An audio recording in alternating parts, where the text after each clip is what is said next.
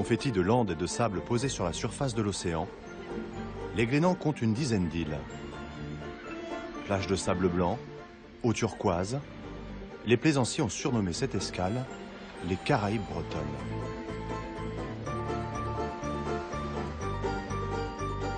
Seule l'île Saint-Nicolas est fréquentée tout au long de l'année par une poignée de marins pêcheurs. Les autres îles, elles, ne reprennent vie qu'au printemps, avec l'arrivée des stagiaires du centre nautique des Glénans. Sur l'île de Fort-Cigogne, les travaux de remise en état ont commencé depuis quelques jours. Le vent nous poussera dans l'autre sens du coup. On est posé. Yes. Nickel.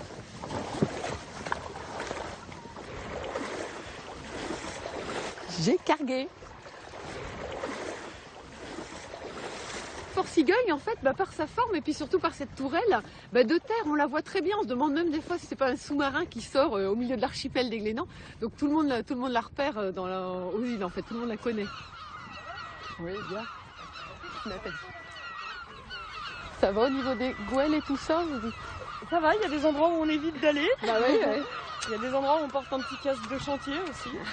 On s'est fait un petit peu attaquer, mais bon, on leur montre qu'on revient pour l'été.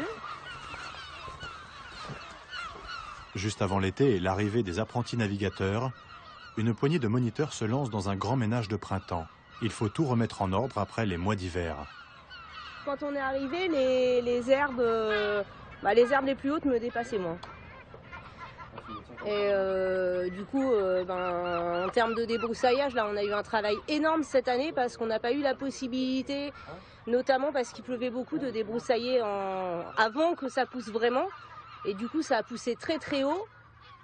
Et du même coup, les goélands ont niché, bien à l'abri. Du coup, il y a beaucoup de goélands.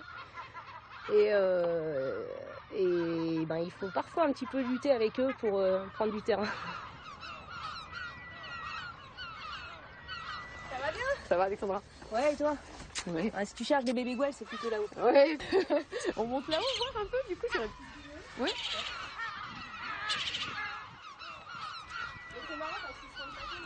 Ah bah là, on a le fameux goéland brun avec ses pattes jaunes, voilà, avec un poussin, là, juste sur le haut, là. Hop, c'est là.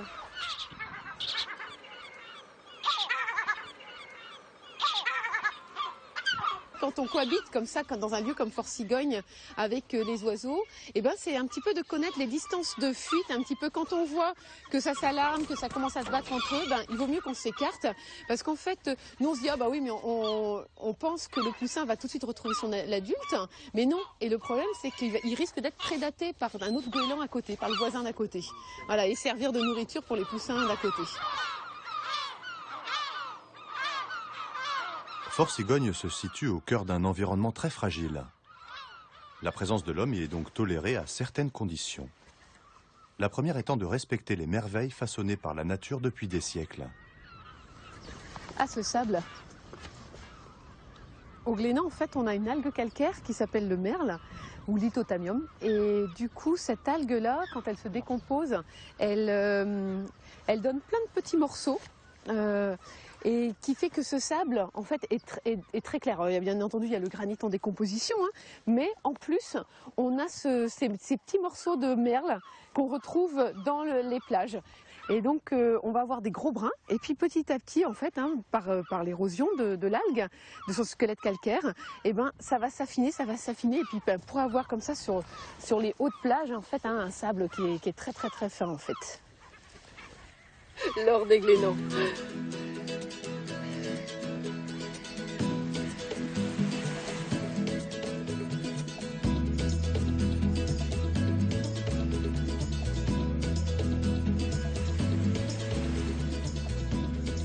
Après la Seconde Guerre mondiale, une poignée d'anciens résistants choisit ces eaux claires et peu profondes pour que la jeunesse de l'époque reprenne goût à la vie. Les fondateurs de la célèbre école de voile des Glénans découvrent que ce vaste lagon abrité représente un terrain d'apprentissage idéal avant d'affronter la haute mer.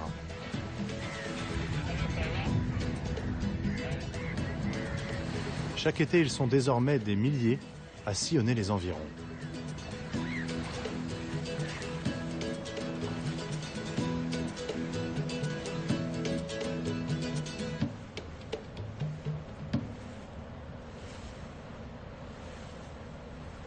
Alors que le vent se lève, Nathalie Deliou continue sa tournée des îles et des îlots.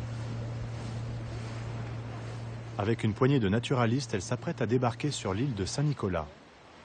Après nous avoir dévoilé le secret des eaux transparentes de l'archipel, elle souhaite nous faire découvrir une autre merveille de la nature, une fleur unique au monde qui ne pousse qu'au Glénan. Ça va, Mignonne? Et toi? Ouais. Tu vas bien? La forme? Ouais. Bonjour, Marc. c'est la belle blonde de l'autre jour. Ah non, c'est pas la même. À chaque fois, il y a une Mais blonde. c'est pour te faire plaisir. Menacée par le passage des visiteurs, la plante a été protégée dans un vaste enclos. Là, il faut faire attention effectivement où on marche. Les stations de narcisses se trouvant un petit peu plus haut. Ah bah bien. Ah, dis donc, c'est super. C'est ça qui est assez étonnant, parce que quand on voit là, cet îlot-là qui est exposé au vent, aux tempêtes et tout ça, et puis que voilà, cette tige avec ses fleurs toutes délicates. Donc ce qui est étonnant, voilà, là il y a un pied avec un seul narcisse, et puis donc ces pieds avec plusieurs qui portent en fait plusieurs inflorescences. Donc là on a 4 fleurs. Donc avec une corolle assez longue, donc par rapport aux espèces ibériques qui lui ressemblent, où la plante en général est beaucoup plus, tout est plus petit, plus court, la corolle est un peu plus petite aussi. La floraison du narcisse des Glénans se déroule au printemps pendant quelques jours seulement. Personne ne sait encore comment cette plante est arrivée sur ces îlots il y a bien longtemps.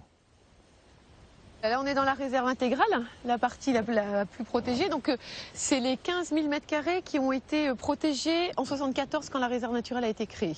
On a à peu près 150 000 pieds là, fleuris dans la réserve aujourd'hui. Alors, il y a des fois des pieds un petit peu isolés. Et puis sinon, des zones qui sont très très denses, comme le tapis là au milieu. Le plus dur, c'est de marcher sur les pointes pour éviter de piétiner le narcisse quand on fait les suivis.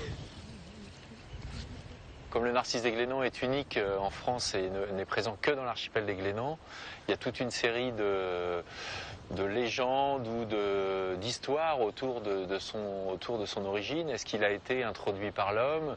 Est-ce qu'il est naturel? Et les hypothèses d'un naufrage d'un cargo espagnol, par exemple, reviennent assez souvent, mais sans qu'on ait véritablement la preuve formelle de son introduction. Et quand bien même il aurait été introduit, il faudrait savoir dans quel but, à quelle époque, etc.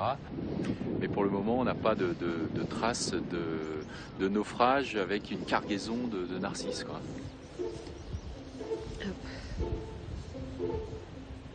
La plante endémique a donc été protégée sur plusieurs îlots de l'archipel où il est strictement interdit de débarquer. Pendant des heures et des heures, Nathalie et son équipe comptent une à une toutes les fleurs. Malgré la présence de ragondins cette année, le narcisse des Glénans se porte bien. En fait, ça fait partie de mon patrimoine depuis que je suis toute petite, puisque j'y travaille depuis 21 ans, mais je le connais depuis plus de 45 ans. Et c'est vrai que c'est beau déjà au niveau paysager, c'est riche au niveau de la nature, c'est dans les gènes, quoi. C'est vrai que c'est quelque chose voilà, moi je pense que c'est quelque chose qui est à préserver parce que c'est un milieu qui est riche, parce qu'il y a plein d'histoires tout autour, donc ça c'est quelque chose qui est vraiment sympa. Et puis que c'est chez moi en partie.